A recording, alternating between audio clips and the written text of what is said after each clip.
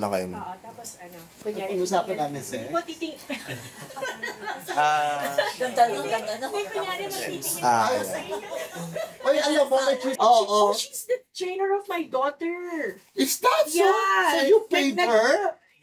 Yes. So this time you are not going to pay her. Hi! Sandali. Pati ka, di ka. Banyo. Modeling school yung daughter ko, and then she was a teacher. Meron yan sila sa Shangri-La. Yung Yung trumpet. Yes. Trumpet. Oo. Alam mo, a good picture. Yeah. But it's not a good model. The best. Oo. Talaga. Noong time na yun, my daughter is taught. Ano po yung nag-best ka? Kay car. Yung Manila best. Actually, alam mo, yun na original. Si ano yung designer doon? Ang nag-invite sa akin, yung picture niyo ba ito niya? This is designer.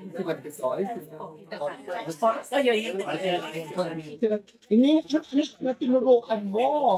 Halika. Juliana, that was like Do you have something like this, ha? nasa ano. For trumpet. Yes. Oo. Of course, you know Patty. Yeah. You know model ka din. Mia is the producer of the show. And you know naman that she was a winner in the beauty contest. Those for the day. Dami na mga activities para Krista. Halika nga eh. Tawag Bigyan mo nga ng Part of Beyond Beauty. And we are. down here is the president. Gusto ko surprise sana siya. And this is lang Cecilio. Yes, nice. I love your interview. Yeah. The past and the present. Question. Really nice. That's nice. Four things. Ganyan. Oh. Proud of you. As always. Turo mo nga sa kanya ang mga fundamentals of modeling. Pati na yan. Will you be our bonus? Nag-show. Yes. Space here. Ngayong gabi sa The Best Yan, Pride Month celebration na mga beshi. Belong na belong ka sa runway ngayong gabi.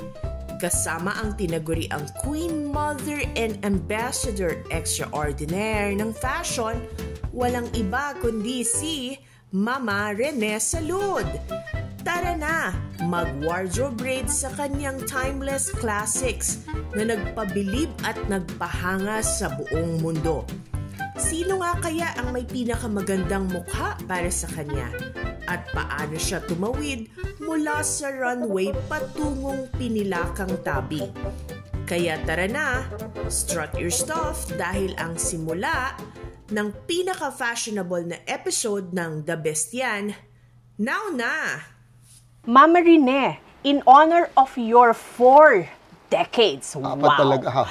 in the fashion industry, papangalanan natin ngayon ang special episode na to na chikahan bilang Forever for Mama Rene. Wow, 4 na 4. Yes. Itataya ko yan sa loto. 444. Anyway. Okay, Mama Rene, sa 4 na dekada mo sa industriya, name 4 fashion shows that you still feel nostalgic about to this day. Ayun, 4. 4. Pero alam mo, actually, I have 400. Oh my God! Pwede naman, pwede. Di hanggang bukas pa tayo Oo shooting. I feel so nostalgic. Siyempre, yung first attempt ko ng fashion show ko, and that was, I was only 17 the time. 17? Yes, kasi Wow, so nag-umpisa young. pa ako designer pa ako na yun. Nagtatrabaho ako sa isang department stores. And then, nagpo-fashion show na sila noon. At ang mga models nila doon, sila Chona Casten. So, syempre, with that, sabi ko, wow, ito yung mga nakababasa lang namin sa dyaryo, dadamitan ko. Although kahit hindi naman talaga credited sa akin yung damit, but still, I belong to that fashion show. And then, number 2 was my first fashion show sa North America. Wow, Kasi, abroad agad? agad. Hindi naman, matagal pa rin. Siguro, mga during the early 80s na yon. Oo. Dinala ko doon ng mga friends ko sa Canada. And then, since then, nagiging yearly. Pinadadala nila ako doon. Siguro, it became so, naging emotional ako doon dahil very significant sa akin yon dahil because of the shows abroad, mas nakita ko ang other parts of the world at ang fashion outside of the Philippines. So, it helped me a lot. So, number 3, ang talagang hindi ko makalimutan, when I did a fashion show siguro for 2 weeks sa World Expo sa Sevilla. Sa Spain? Sa Spain. Oh, I see. It was Mina Gabor who brought me there for the Department of Tourism. Oo. It was all fun dahil actually that was not my first visit as sa Madrid, sa Spain, as a designer. I was there yung una as parang tourist lang, and then this time designer na ako doon. So ngayon, may katuturan na ito. And then ayon, doon ko nakita ang daigdig kasi World Expo yon. Nakita ko doon kung paano gumalaw ang iba't ibang ASEAN nations. Kasi kung anong ginagawa ng Philippines, mamaya konti, ginagawa na din ng Malaysia, Indonesia, and Thailand. So, wow, catalyst pala kami ng mga ganitong pakulo because it was well received by the audience, by the people na nag-hang around us. Tapos yun, so that's my third. So, it makes you feel so proud, a Filipino designer showcasing yung mga designs mo na nakakaiba in Spain, at saka sa Sevilla. And what is nice about that, it was a collaboration of dance and fashion. Dance by Ramon Abusan, who is really very, very great and very good. I learned so much from him when it comes to costuming because we have one gala and in a corrida, and that was the first time that I really received that applause, that standing ovation for several minutes. So, sabi ko, wow, minutes talaga. Minutes, ha? Hindi seconds. Yes. So, syempre, hindi ko kiniklaim na sa akin lang yun. Pero, syempre, kasama din si Ramon Abusan doon. But the total package of the show, it was well received. And then, marami nang sumunod-sunod na mga shows ko na very, sabi kong, I felt so emotional. And, as a matter of fact, every time I make a bow, I always cry. Oo, kasi nga, yung pagod mo, yung stress mo, bago makikita mo yung applause ng audience mo, and it's something to be very, hindi lang proud, kundi very emotional about. Oo nga. So, and to think yung mga pumapalakpak pa ni foreigners, no? Ayun ang masarap doon. Foreign audience. Totoo yan. Yeah. At yung marami kasi pa hindi ko na matandaan. Pero siguro ang very fresh sa aking memory yung ginawa namin, yung sa Beyond Beauties na fashion show. Because hindi lamang ito na may international flavor, but we were able to hit our target amount of money to raise for our beneficiaries. So it's a charity event. It was a charity event. And syempre, it was spearheaded by the eldest in the group, who is Dang Cecilio. And and very trustworthy. That's why we trusted her that much. Talagang may heart fashion and charity. Wow, yes, the best. Kasi kung pag-uusapan para sa akin, yun ang the top 4. Yes. Mama Rene, sa dami ng films at TV show na nilabasan mo, tumatak sa'yo yung teleseryang Magkaribal. Sa aming pagbabalik, usapang showbiz naman tayo. Paano nga ba tumawid si Mama Rene sa mundo ng pelikula at telebisyon? Ating alamin.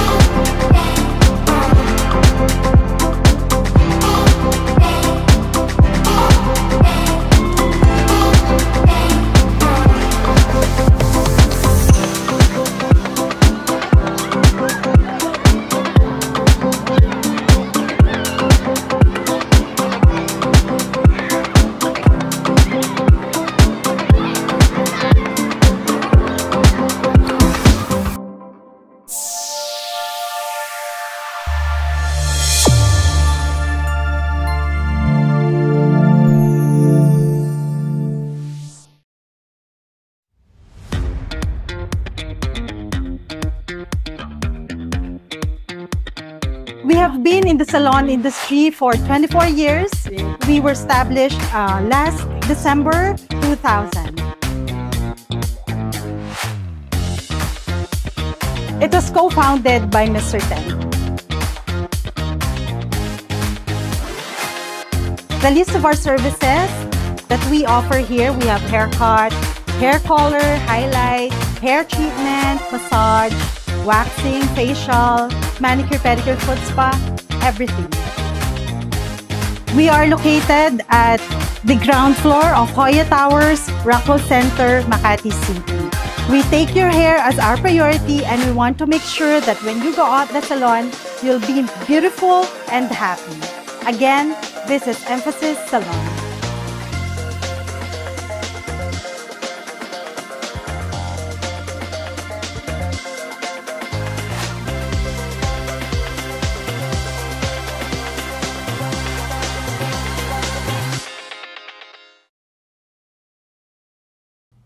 Fashion, chikahan continues with Mama Rene Salud.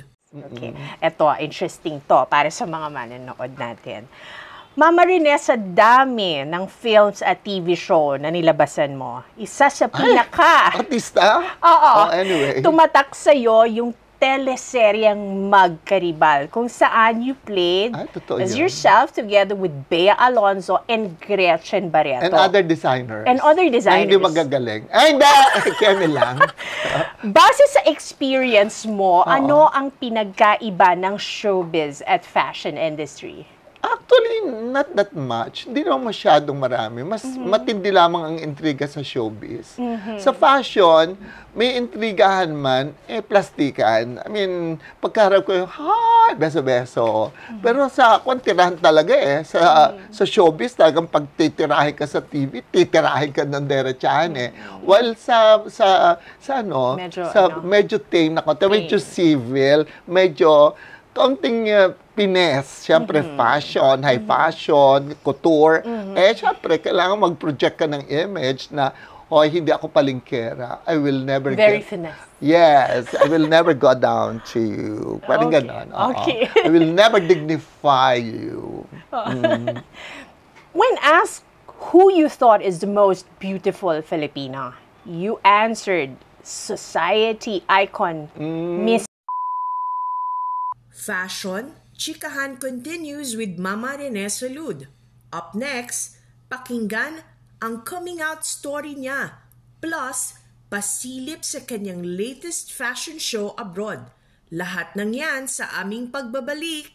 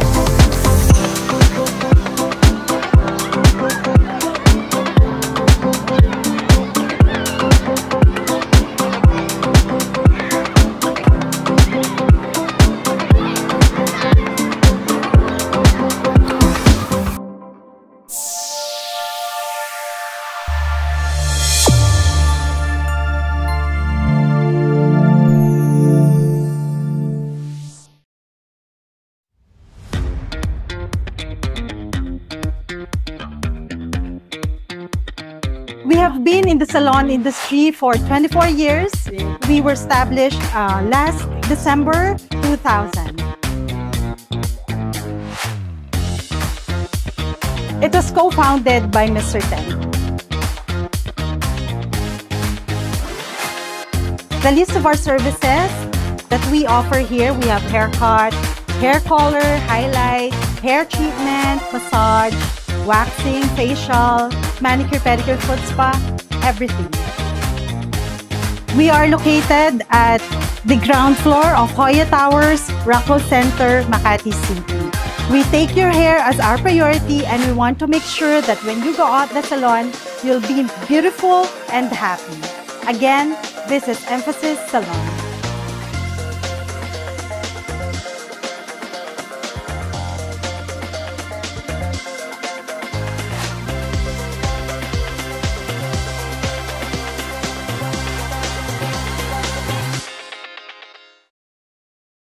Love Letter to Mindanao. Yan ang pangalan ng latest international fashion tour ni Mama Rene Salud na kasalukuyang yumayanig sa Portugal, Italy at Canada. Dito ipinamalas ng haligi ng Philippine fashion na hindi lamang mayaman ang mga Pilipino, hindi lamang sa pormahan, kundi lalo't higit sa makulay na kasaysayan. Yan si Mama Rene Salud, sa loob ng 4 na dekada nananatiling kampiyon ng fashion at kultura. Fashion, Chikahan continues with Mama Rene Salud. Love that. When asked who you thought is the most beautiful Filipina, you answered society icon Miss Ting Ting Cojuangco. Ano ang 4 na characteristics na nakita mo sa kanya na somehow hinahanap mo sa isang modelo? Actually, marami tayong magagandang Pilipina dito, ha? Hindi lang siya. Yes. Pero, but na-mention ko nga si Ting Ting kasi nga, syempre when you were younger, nakita mo na siya noon pa na yung epitome of a beautiful Filipina, hindi siya mestiza, walang identifying look of a certain country na nasa kanya. Nakita mo sa kanya yung babaeng ang liit ng mukha, mahaba ang buhok, na very graceful, kung kumilos, pines na pines. Tapos any kind of dress, pasuot mo sa kanya, nag-i-stand out yung dress. So, syempre, as a fashion designer, the first kinukonsider namin ang isang babae, pag maganda, maganda magdala ng damit at maganda yung damit sa kanya, just like sila Melanie Marquez, na kahit sa kapirasong saplot, i-wrap mo lang na ganyan, maganda na yung damit. Kasi nga, maganda yung personality ng babae. Tapos, so that's one thing na nakita ko kay Ting Ting that time. Kung bakit na-consider ko siyang, para sa akin, magandang Pilipina talaga siya. Tapos, ikalawa niya, syempre, yung kanyang persona sa industry na maintain naman niya yon. And then of course as she age, naiiba na, pero but still andun pa rin yung beauty niya for that age. Hindi yung bang, di ba, pag may mga naging maganda ka ng bata, after tagtanda, talagang nawawala na ang ganda. Tapos sa tatlo, palibhasa, I know that she's a very nice woman, a very kind woman, kind-hearted.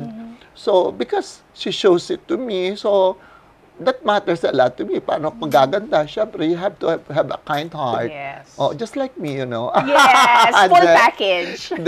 Oo.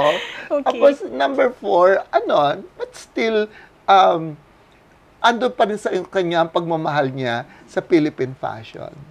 Alam mo, she's one of the few persons noon she's one of the proponents ng wearing Philippine fashion. Oo. To be in the limelight. So, that makes her beautiful to me. Okay, that's so nice. 4 best friends sa showbiz and fashion industry that you will never replace. Meron ba ako? Parang wala. Wala ba? Siyempre, mga best friends ko dyan. Marami nagmamahal. Marami yan. Marami sila. O baka magtampo, no? Pag minention mo isa. Hindi naman. Bakit naman, sis? Actually, si Teng Roma. Di ba? Nice. Nasa showbiz dati. Siyempre, si Dang Cecilio, si Melanie Marquez. Yeah, but anyway, unforgettable friend ko talaga siya. Tapos, sino pa ba ang sa mga lalaki, wala akong maisip. Sa fashion, ayun na nga, sila. Tapos, sa mga designers, they're just, we're friends. Pero we're not enemies. Okay, okay. Oo. Pero, at saka marami din naman na mga yung Inglaterang friends, okay lang, kaibigan ko rin sila. Marami sila. Gusto mo mag-mention ako? Ay, wag na po. Okay. Oo. Anyway, 4 fashion styles that you should never return. Ay, never return. Ayaw mo. Actually, alam mo, ako, I don't, kasi sa akin, ang fashion kasi sa vicious cycle eh. Kasi kung ano yung fashion nung araw, hit na hit yun, tanggap na ng tao. Pwede namang bumalik kung tatanggapin ng tao. Yes. May prerogative naman yun ng buying audience at saka yung crowd eh, kung matatanggap yung ganun look. Para sa akin naman, para personal ko na hindi ko maisuot, ano nga ba?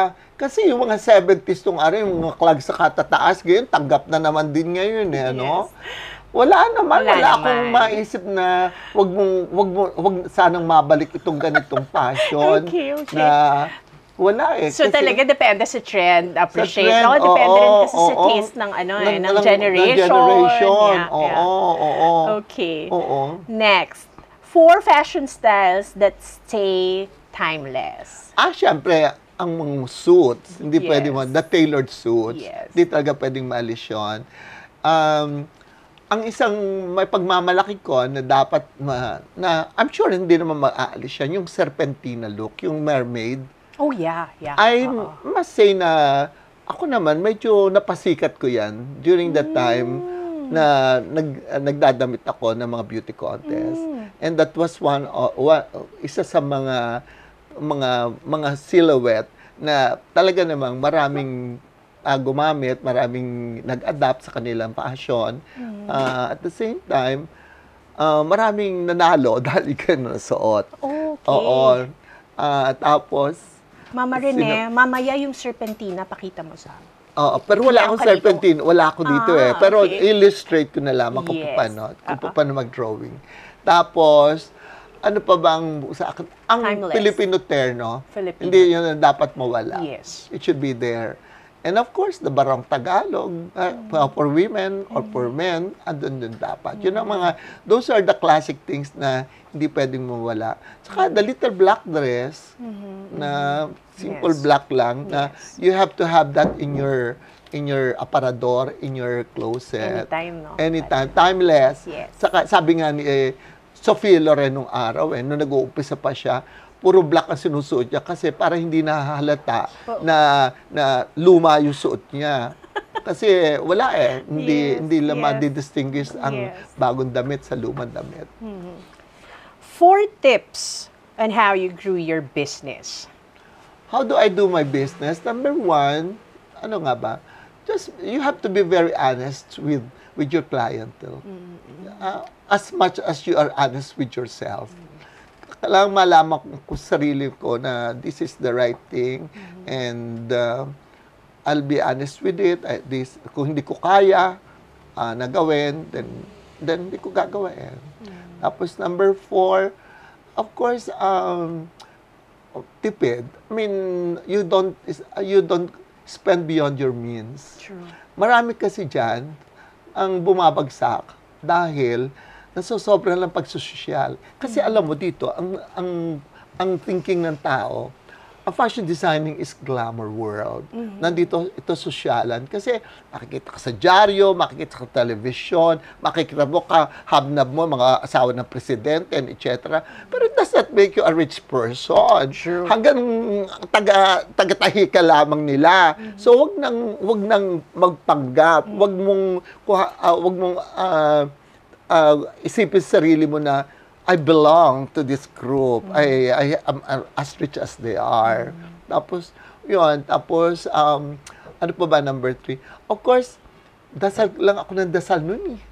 Kasi, lalo pa at times na meron akong problema financially, emotionally, all that kinds of problems, dinadasal-dasal ko lang yun. Alam mo, it worked.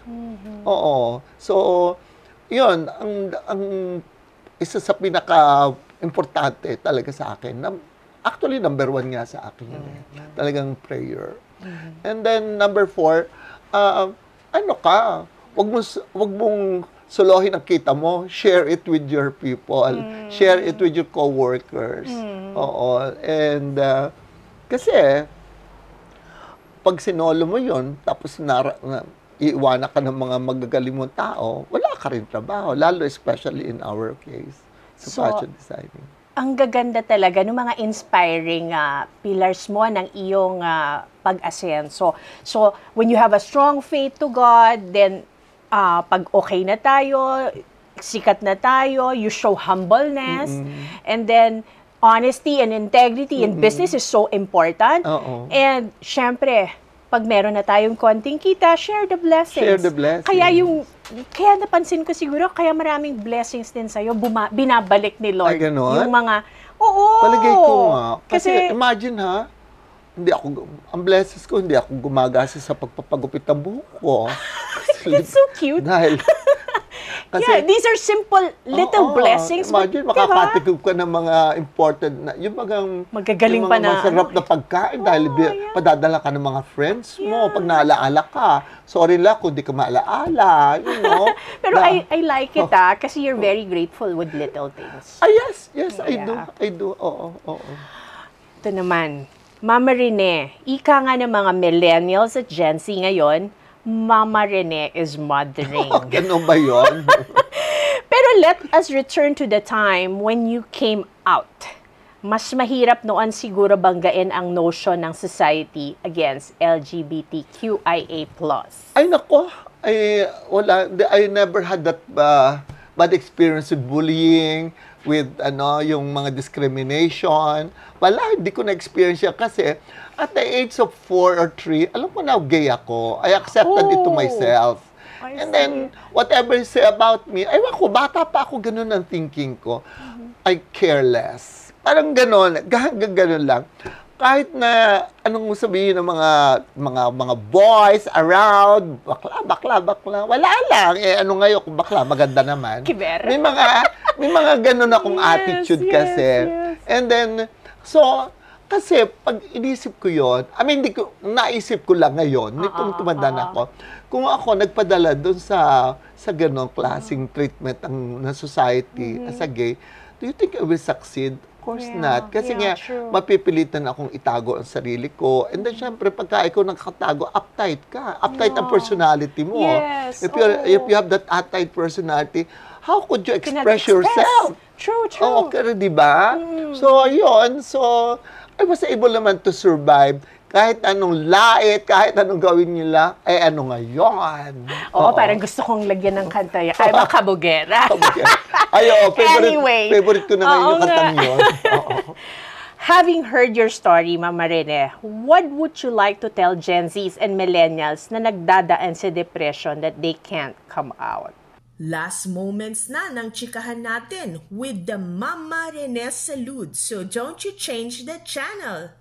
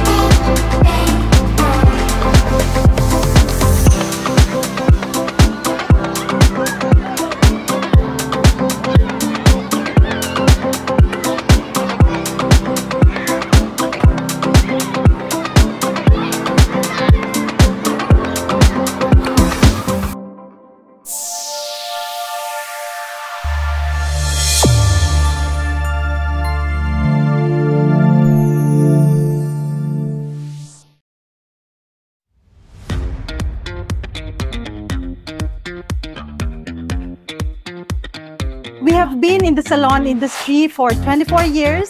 We were established last December 2000.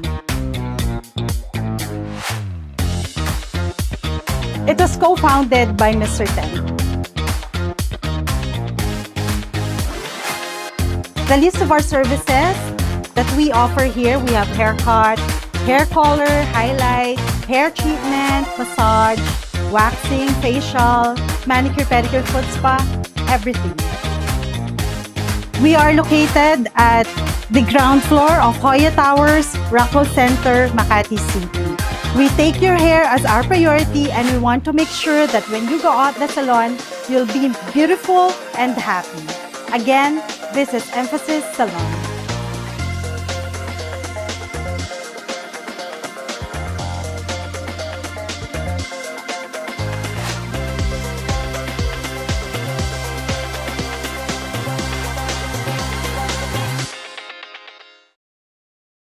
O diba?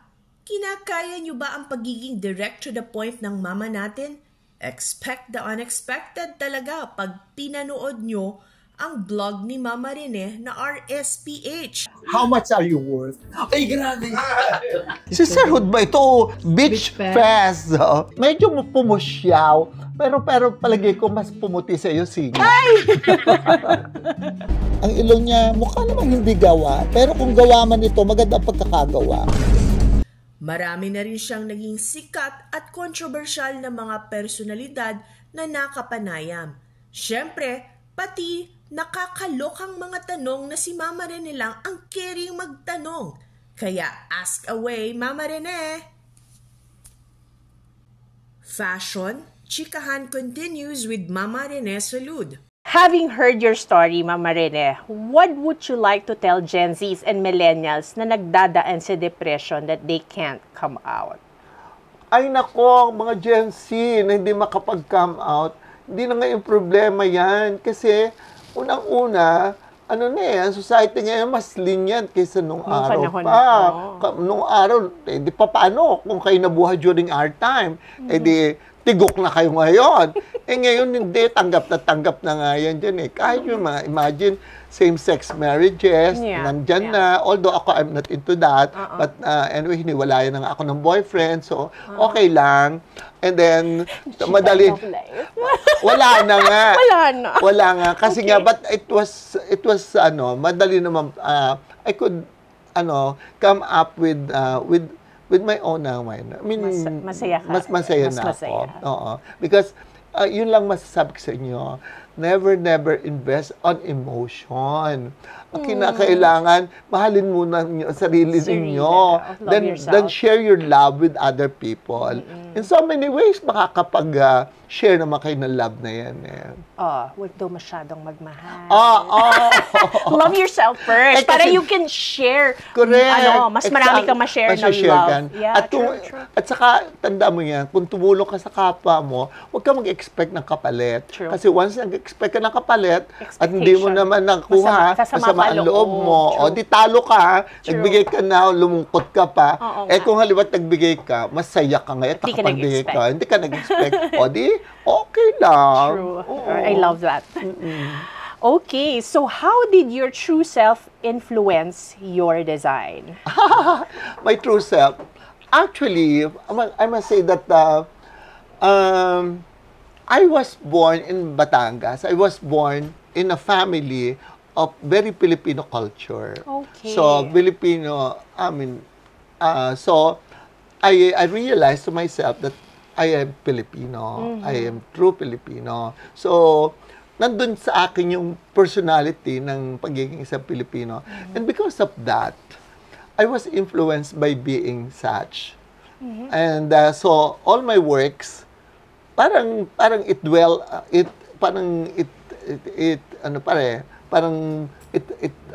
goes towards the Filipino styling and yung mga Filipino sensitivities ko nandoon pa rin kasi yun ang aking kinalakihan na. So that influenced my style. That's so nice. Actually, Mama Rene, I don't know if you remember that. Natutuwa ako sa iyo. Bakit? Kasi meron din kasi akong ganong heart for our country. And I remember when I go abroad, when I was way back in the tourism industry, nag-outfit talaga ako ng mga Ay, that's nice. Filipiniana na mga yung sa That's mga igorot nice. natin Oo, and all oo, that, that's yung mga nice. tela na yon. Oo. And I saw you. Kinikilabutan ako. I'm Talaga. so proud of you when you had this fashion show in London. London. I don't know if you remember that. I was there. Oo. And talagang ramdam na ramdam mo yung yabang na, oh, Pilipino yan. And I really like Oo. your, Alam mo, actually, once na nakasuot ka ng Filipino outfit sa abroad, True. alam mo, you feel different True. from the rest. True. Parang, andito ako, kasi regardless of how bad your governance is, regardless how bad your president Yes. is, pag naka-Filipino outfit ka doon and Filipino look ka You doon, feel you feel proud. so proud. Totoo yan. Oo. Anyway. Okay. Do you need to go to a design school to be a successful designer? Kasi alam mo, actually, fashion design is inherent kasi yan. It's in you. Pag pinanganak ka na may talent ka, at saka kung nandyan ang Diyos at nag-guide sa iyo, ako, I believe in destiny kasi eh. Oo eh. Kasi kahit hindi ko hanapin, dumadating sa Dadating buhay sa'yo. ko. Oo. Okay. But of course, with the present trend at saka the present advent of the modern technology, Yes. you have to cope up also with what's going on. And the school matters. Of course. Just like what happened to me, nung kaya ko when I can afford to travel, nakakapagpunta na kami ng Paris, New York, and etc. There was an instance that a friend of mine, nandoon kami pareho sa Paris, merong opening ng isang school, yung SMOD, ng fashion school, na merong English school, short course. Yes. So, we got into it. So, You attended na-realize na nakatulong sa akin yun. We got into there. Kahit short course lang, but still, something, we learned something from that. Okay. So, okay pa rin talaga yung combined na may proper learning ka. Plus, the creative side, panalong-panalo At ka saka, talaga. alam mo, the best way to learn By fashion experience. is through other people's work. True. Alam mo, wala naman, there's no such thing as original na solo mo, na ipapatented mo yon, design ko ito, gamit ko ito. Hindi. Kopyahin mo ang maganda, tapon mo ang pangit. Okay. Oh, that's the secret of best design. Yun pala yun. Oo. Anong maipapayo mo sa mga gustong pumasok sa fashion industry? Unang-una, alamin muna nila, ano ka ba, ang gusto mo ba, magtrabaho ka, kumita ka, makatulong ka, or ano, gusto mo lang pumasok sa fashion industry dahil akala mo sosyalan ito? Maraming mga aalamin mo muna kung talagang gusto mo, dahil fashion designing is not an easy job. Akala nila dito ka lang behind the table para mag-sketch. Hindi. You should spend most of your time sa workplace, dun sa cutting table, sa sewing area. So, dun sa gusto nila pumasok, isipin nila sarili nyo na this is a real job. This is not a sosyalan career. Oo. And once you think of it's a career, you have to undergo so much learning. Actually, totoo. Sorry ha. Oh, okay. Totoo. Kasi you really have to master this craft eh. So, hindi dahil nasa flashy industry ka with all the cameras, with all the media. Hindi eh. Kasi talagang nakikita ko. Actually, kanina umikot ako dun sa Talaga? workplace. Very, yung mga intricate designs talagang pinapaghirapan nilang gawin. So, galing. Isa ka sa mga naunang fashion designer na gumamit ng Filipino traditional prints and patterns ng iyong design. Was it accepted abroad immediately? Ako, I believe it was. Kasi, ang thinking ko kasi, if you show your fashion abroad, why are you going to use what is available in their places? So why don't I use what is available in the Philippines? What is beautiful from the Philippines? What is the things that you should be proud of the country and then put that in a show? So nisip ko na kaagad yun. And yung ibang fashion designer, although hindi ko compare sarili ko with them, ang thinking nila, European ang taste nila, European ang aesthetics nila, America, New Yorker sila. I never think it that way. Inisip ko talaga na I am Rene Salud, a Filipino designer. I am here to promote my country culturally and saka sa fashion. So, I thought if that way agad. Alam mo, luckily, natanggap. Siguro nag-survive ako amongst the designers who are presenting fashion shows abroad. Sa totoo lang, modesty aside, I think, ako yung last standing na nag-show na yung sa generation ko. Oo. And I was inspired by what the other senior designers did before, like in the likes of Pitoy, Sina Oreo. Kasi sila Pitoy noon, what they presented during those days are Filipino-inspired designs. And nakilala sila doon, naging czar of fashion siya, naging marami natuwa. Si Oreo Alonso nanalo noon sa Camel Award noon because of his kalado Pilipina na inspired designs. So I believe that Philippine fashion has a place in international fashion. International scene, yes.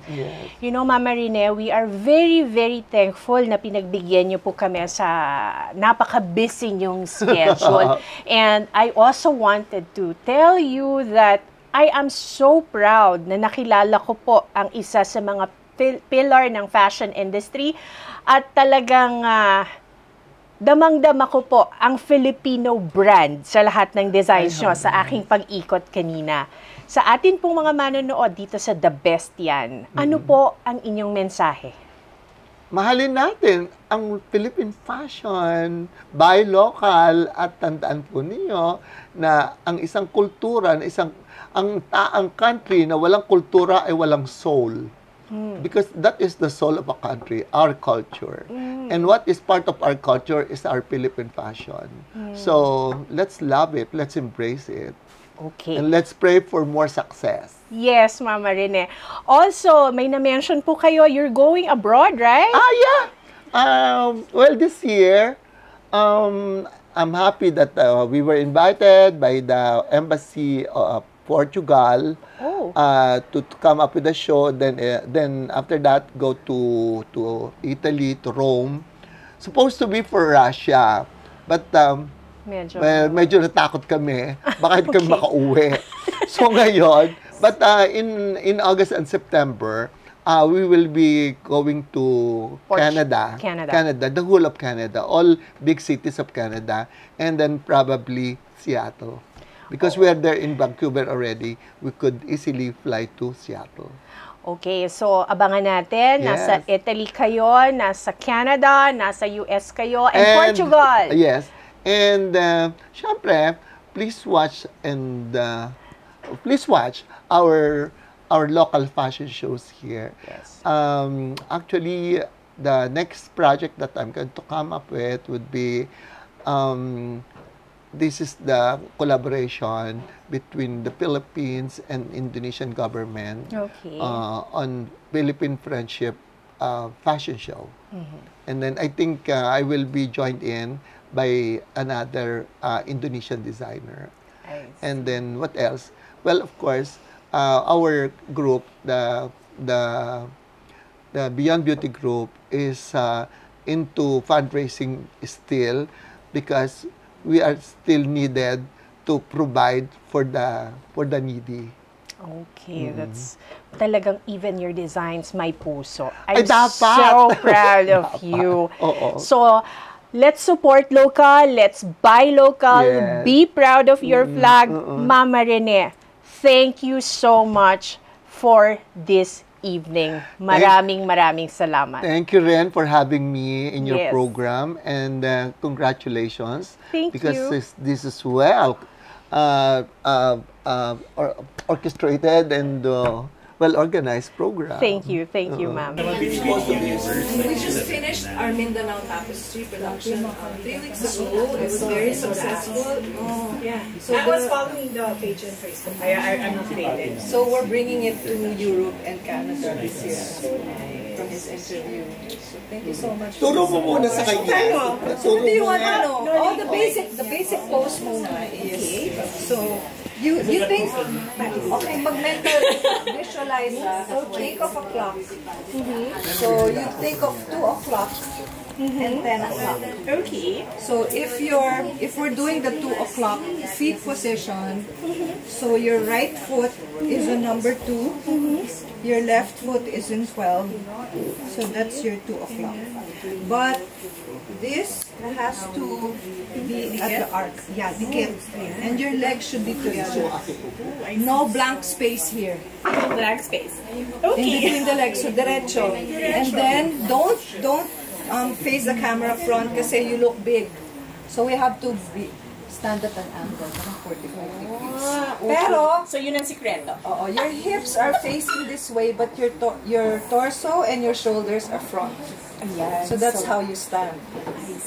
And then always extend your arm to reveal your S shape. Para kita yung So do not clip it. Don't put your arms down kasi 3-dimensional ang camera, malaki tignan ng arms. So you always have to extend it. Okay. And then ano yun, yung eyes and chin level. So don't look too up. Don't raise your chin too up, not too down. So just level. Correct. Smile. Naging ano? Don't forget to smile. Yes.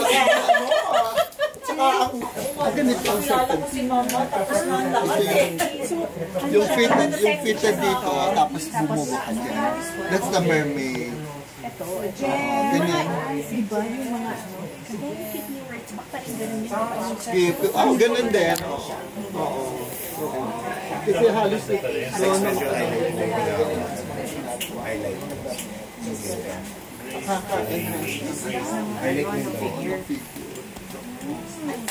Or no hotel. Well, tanong sa bangis meron silang kaya nasa ang shape mo, tapos nakaka-flatter naman dito. Oo. So ano kami sa December? Sa Christmas tree lighting dun sa siyempre sinustop na rin. So there's Okay. Okay na?